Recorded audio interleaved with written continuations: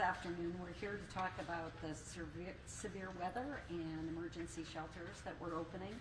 We're going to start, so the run of show, you know, is Chris Voss, first speaker. He's the Director of Emergency Management for the county, followed by Rachel Pearl, who is the Deputy Director for the Department of County Human Services. They operate the shelters.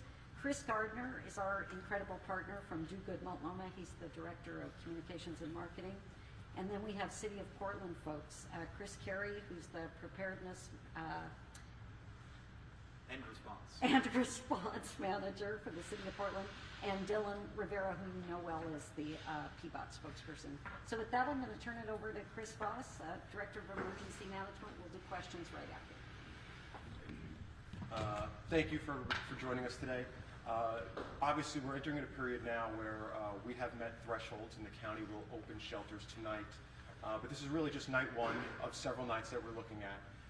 Tonight, we are prepared to open 3 locations, but we're also prepared to continue to open locations as we need to expand to make sure that we're accommodating people that need to see shelter. The county chair has declared a state of emergency that will start at 6 p.m. tonight. As a result of that declaring an emergency, one of the things that also happens is that TriMet rides for anybody needing to get a shelter, to a shelter that does not have the resources to pay for that ride, can do so without charge. We do encourage people to go to our website where you can find additional information and find about our shelters. We also encourage people that are considering or need to get to a location to call 211. You can get the latest information about what's available and potentially where to go. They can also assist people with transportation if need be. It's a time where we also want people to check on their family and friends. If you know people that do not have shelter, now's the time to contact those folks and encourage them to seek shelter and encourage them to call 211 to find out where they can go to potentially stay safe. Our goal is now and continues to be to not turn anybody away when we do reach these days that are the highest risk. So with that, I'm going to hand it off to Rachel Pearl, the Deputy Director for the Department of County Human Services, and she'll give you more details about our specific shelters. Thanks, Chris. As Julie and Chris mentioned, I'm Rachel Pearl, use she, her pronouns. I'm the Deputy Director for the Department of County Human Services. I'll share a little bit about where those 3 locations are tonight and who will be staffing those locations. So we do have this location that is Northwest 14th Street, which will be staffed by Do Good. And we're super grateful to our providers who are helping us out and always lean in these moments. We also have the Hollywood shelter, which is out on Northeast 43rd, and that will be staffed by TPI. And we also have the Cook shelter that's out on Stark, and that will be staffed by Cultivate Initiatives.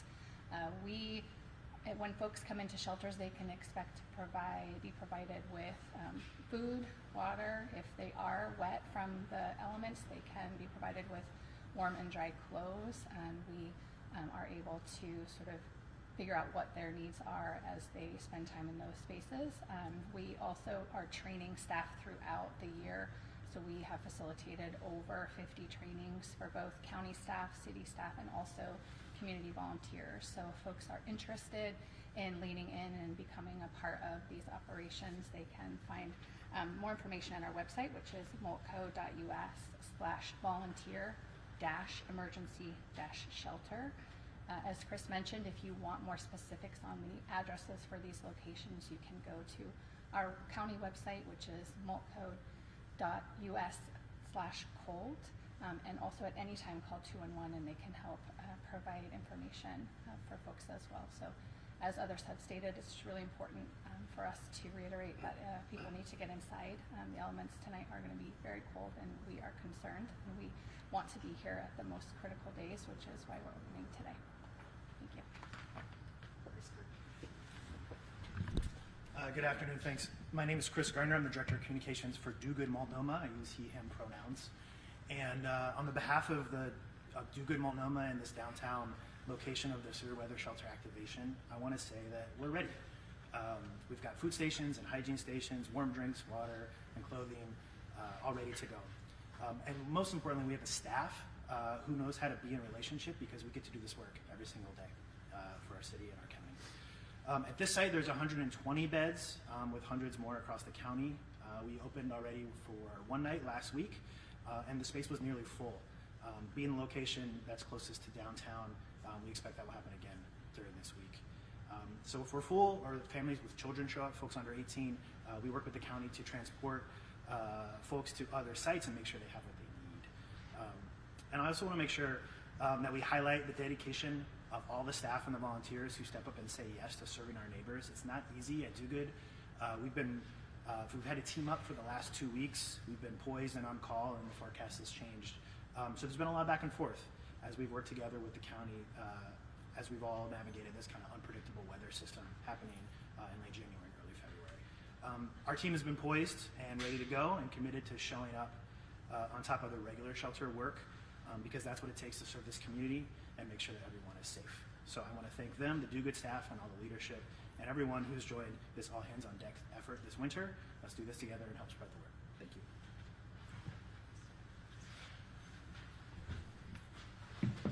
Good afternoon. Chris Carey, Preparedness and Response Manager for the Portland Bureau of Emergency Management. I'm happy to say that the city and county have been working in close partnership to meet the needs of the community. We've joined the county in proactively declaring an emergency to support these operations.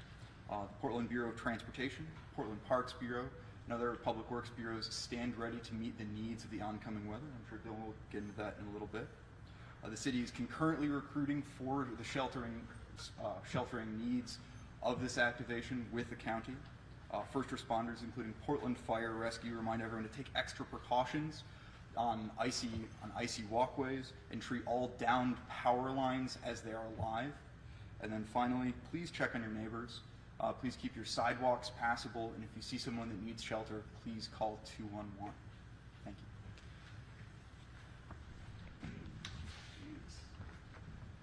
you. Hi, Dylan Rivera, he, him pronouns, spokesperson for the Portland Bureau of Transportation, PBOT. At this point, the forecast for late this week is uncertain. The National Weather Service says there's a chance of freezing rain on Thursday that could linger overnight Thursday and into Friday, with cold temperatures all day and evening. PBOT is watching the forecasts carefully and using anti-icer on our routes to try to reduce the risk of snow or ice sticking on bridges, hills, and overpasses, especially at areas of high elevation. Depending on the forecast and the conditions we see in real time later this week, we may use road salt as well on our routes. Like most cities our size with similar weather, we do not treat low traffic residential streets. So any snow or ice that does accumulate on those streets will stay there until conditions warm up. Everyone needs to understand that freezing rain is not like snow. It is dangerous. You may lose control of your vehicle. Front-wheel drive and all-wheel drive are less effective on ice than they are on snow. And if you have to travel by vehicle, use traction devices like chains or snow tires, studded tires. In freezing rain, sidewalks become dangerous. In freezing rain, your front steps become dangerous. The path from your front door to your vehicle could be icy and dangerous. You could slip and fall even before you reach your car. So now is the time to get ready to stay indoors in the event of freezing rain. Now is the time to plan ahead for ice melter and a snow shovel to be able to maintain clear passage and make your sidewalk passable for yourself and your neighbors, and to stay indoors in the event of freezing rain. And be mindful in the coming days and monitor the forecasts. Thank you. So we can go ahead and take some questions and we'll try to repeat them. Blair? Yeah, just a quick follow-up on that.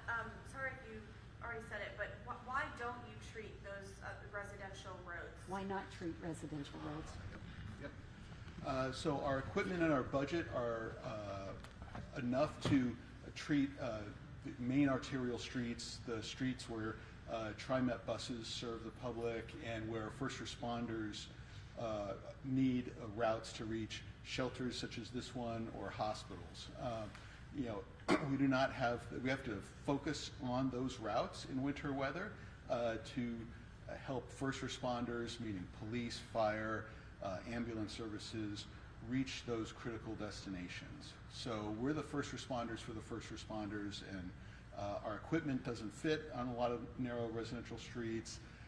We're not equipped to get the public to move their vehicles, for example, off of some of these narrow streets to make way. So our policies on this, our snow and ice plan, is very common. I mean, Seattle, Eugene, St. Louis, Missouri, the cities all over the country that have very little snow or ice like we do, and are about our size, have roughly comparable sort of tactics. Chris that mentions recruiting. I know the staffing is with your partners, but are you still looking to supplement with Multnomah Co employees to help staff these shelters, or with the volunteers? Great question, asked if we're still recruiting for community members who could volunteer, and I'll have Rachel or Chris take that. Yeah, thank you. So we, during nights where our providers are opening sites, we actually help them if they need additional staffing support. So we do some of that supplemental staffing. And then once we move on into this activation, if we open additional sites, those will be likely run by county and city staff. And if we need some additional support, there will be messaging going out to the community that they have opportunity to sign up as well. I think a lot of people often are confused why the thresholds to open these shelters differ from county to county. Can someone speak on that? You bet.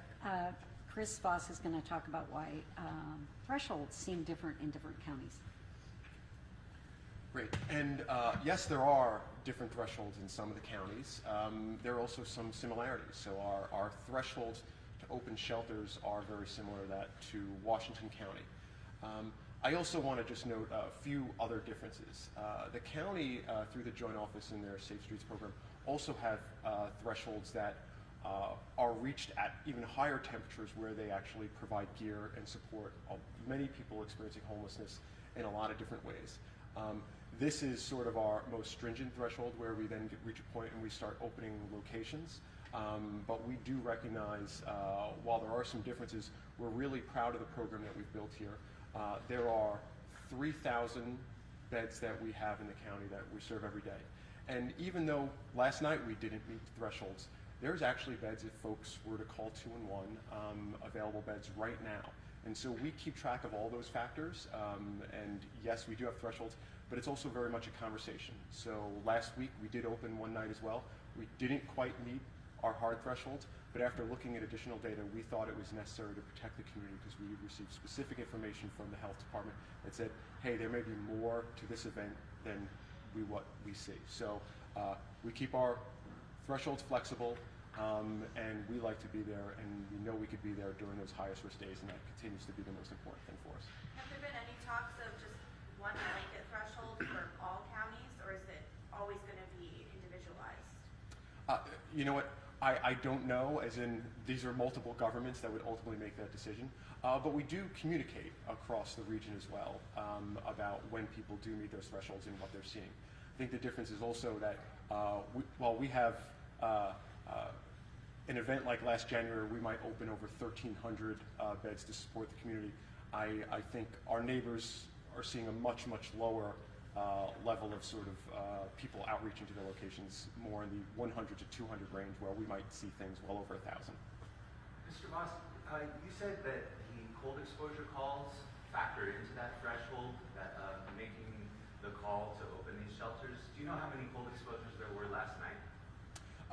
Yes, so it's a great question. There's actually three numbers that we often look at. Last night. Right, last night. So there's three factors, and so we'll often look at ED visits, we'll look at sort of 911 calls, and we'll also look at EMS transport specifically for hypothermia, and those were within a normal range. Okay. Can you tell us the number from last night? They report less than 5, which is, yes, less than 5. Of each of those? It was less of 5 for EMS transports. I do know, I don't remember off the top of my head the exact number for 911 calls or ED visits, but they were also close to the normal range. I believe I know the 911 calls were in the normal range. I don't So know normal exactly. range can be, it could be up to 5 people suffering on the street so badly that they need transport to the hospital.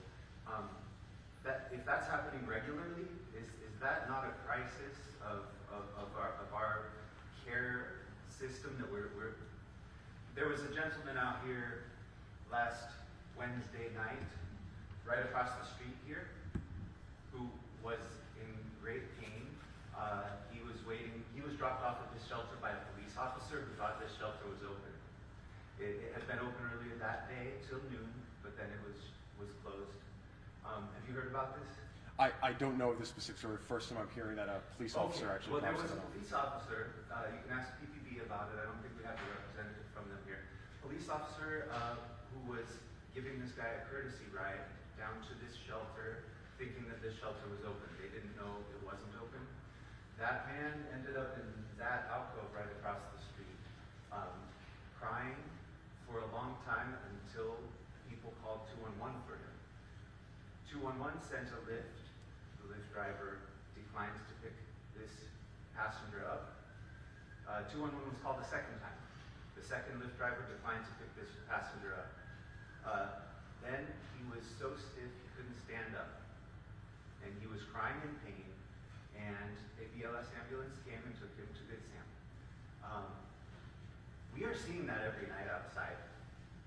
And we've been seeing that every night for the past, since we started distributing, doing enhanced outreach for the Joint Office of Homeless Services. We've been doing it since January 10th, every night.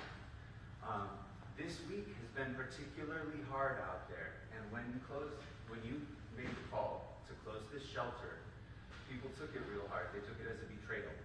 There were 102 people in here one night, and the next night they couldn't get in. If you would come out with us, we're going to get those people here again tonight, and you can meet those people and listen to what they have to say about this whole system. They are feeling very, misled. The night after this closed, it was as cold and wetter than the night this shelter was open. And people were just camped outside wanting to get in. So if you could tell us more specifically about what you do day to day to determine the threshold to open this shelter. I just don't see anybody coming out to survey what's happening with the individuals who are out here who do not have phones to call 911, have to depend on others to call 911 for them. They have to grab the attention of others and have those people come up to them, and there's a relationship there that you have to have someone believe you that you need 911. There are a lot of people out here who can't even get someone to believe they really need help. We would love to have you come out with us tonight as we get people to this shelter, because we are going to actively be doing that. We invite any county employee to stay up late. We're staying up all day. Once we heard these shelters were open, we decided we're going to stay up and go all night together. We're going to do it because we don't know how many shuttles will be out there. Do you know how many shuttles will be transporting? I do know we have a transportation team that will assist 211 as well, but I don't have the exact number. But the primary point is to call 211, and yes, they do. Have you called 211 this week? I have not called 211 this week. Okay, we've tried several times, and so sometimes it's the state organizing that transport, doing the lift dispatching. Sometimes it's the county. Tonight it'll be through the county. You've got a couple questions here, so I want to sort of respond because I think they're really important. I know there's more than one. 3 shuttles? I want to sort of address some of the original questions you sort of had. And first, I want to start by saying thank you. As someone that is working with the community to help get people into our locations when they're the most extreme days, I very much appreciate that, and I think we all very much appreciate that. And it's one of the reasons why we're here. So thank you for that work. I do also want to say, with regard to our thresholds, we work really hard over the course of the year to develop these thresholds. We work closely with the health department that is analyzing specific risk data. About every 2 years, you will see us go through an exhaustive process where we say, is this where we need to be? And the last time we went through this process, you saw us change some of those thresholds with regard to precipitation, where they specifically started to see some additional risk. So even the thresholds that we have today They're not a static thing. They're a flexible thing that continue to grow over the course of time.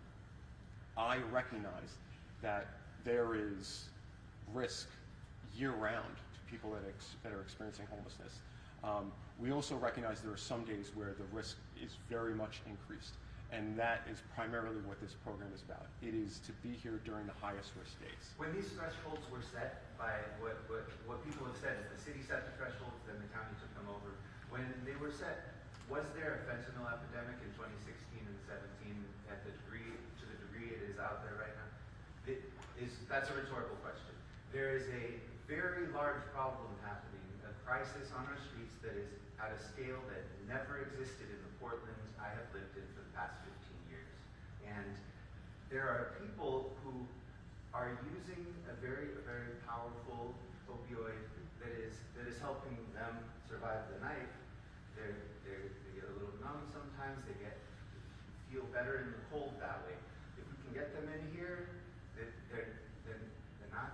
It's less likely that they're going to succumb to that cold as they numb themselves.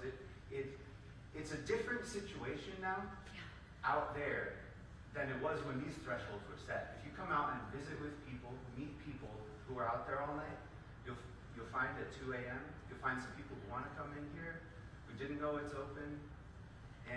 And you know what I want to do is you and I right after this, you and I are going to have a conversation. I'm happy to do that.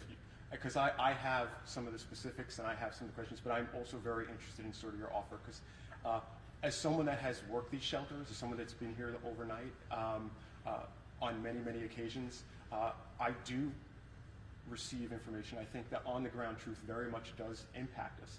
At the same time, I very much appreciate the fact that there are other people that may have some additional information. So why don't you touch base afterwards? We really do want to hear from you. Chris is going to meet with you, but Julie, I've got will you other come out with reporters. us tonight?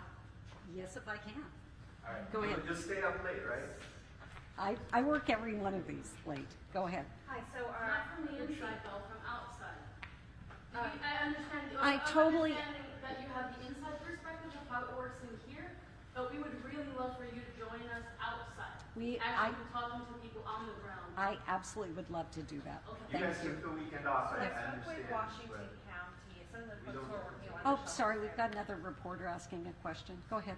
Sorry, so I spoke to some folks working at a warning shelter in Washington County. They told me that they're committed to staying open until Thursday.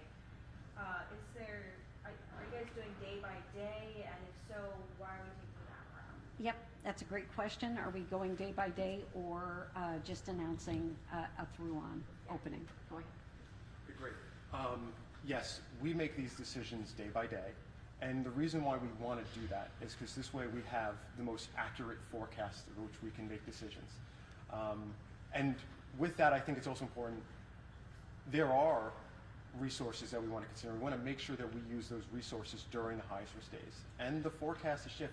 Last week, if folks remember, every day it was supposed to snow and we didn't quite get that snow. And you guys probably remember that time not too long ago where we were expected to get 0.3 inches of snow and then we suddenly got 11 inches of snow. So the on-the-ground conditions are very important for us. And so having that latest forecast to make that decision is critical for us to allocate those resources during those highest risk times. You said there were 200 shelter beds open. You're speaking, I know about when you say 3,000, that sounds like a heck of a lot available. When you say 200 beds, you're speaking about the Salvation Army shelter beds, right? Correct. So we've got like 48 safes, right? And what, 140, 150 something, 52 at the Moore Street shelter. The Moore Street shelter, during all of these days when you've been saying that there are 200 beds available, you're speaking about these places where they're the only place that people can go walk in late at night, right? Do you know when they are open until on the normal nights when there isn't a severe emergency? Sure, but I do very much want my city partner, who's closer to that, to sort of answer that question, and they could probably give the hours. So apologies, I don't have the details for that, but let's talk right after this, and I'll get with the right person to get you that information. Y'all can come to the safe shelter. Will be letting people walk around in there. What about 5:30? 6 o'clock tonight, just before they open, to take a tour. If you want to know how it works a lot of issues with women not knowing that they could go there after 7 p.m. And so you find them wandering downtown. They're very grateful to be told they can go in after now, which was new. After they opened, it took a while for that change to come. So a lot of people have been told they can't go there late at night. But they can. Now They can. So you have a treasure trove of information. There's a Well, this group is of us going to meet information with you you. should have been getting out, honestly. You should have been telling people, when you tell them there are 200 beds available, there's a catch. Okay? People have to get themselves 3 miles Yeah. up the road Yeah. to Moore Street. Do you know what the facilities are like there? Have you visited them? So we are going to meet and talk about this. I really do appreciate your information. I think I want to make sure that the media who is here has their questions answered, and then hopefully we can all step aside and hear more directly from you. Okay, And but you when can you also make talk to claims media. that are false, you really should address those claims. When you're asked about them, you really should address them. You've been saying that 200 beds were available every night through this whole time, so from January when I these 200 think- beds opened, and you Okay. keep saying 3,000 beds. Would you just consider So not what saying we that do- as if those beds are open and available and transport is available to them? We have no transport. Lyft drivers are the transport. Yeah. Okay, can you address that?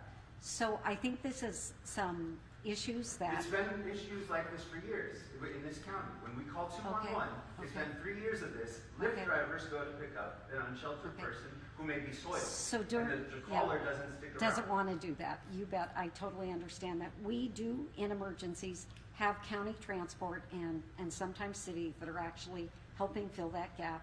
When we're just in enhanced activation, which is again set by the thresholds, we're doing the best we can with a system of 211 that tries to get the transport to. You are bringing things forward that are really important for us to hear. Do And Lyft at the same drivers time, transport there these is, people? That is the expectation that when the shuttles aren't running, Lyft drivers, Yeah. the ride Yeah. share Yeah. service, do they transport? so I mean, are under. is it the idea that they are sent to these calls? Exactly, that they are sent and cabs and other things. So you're bringing us information. There have been beds available every night. As far as the How do 200, people get there? that's something that 211 has been assuring us, that they have discussed I transportation just options. had an hour-long But what call you're with hearing, 211, and they and it's are not as happening. upset with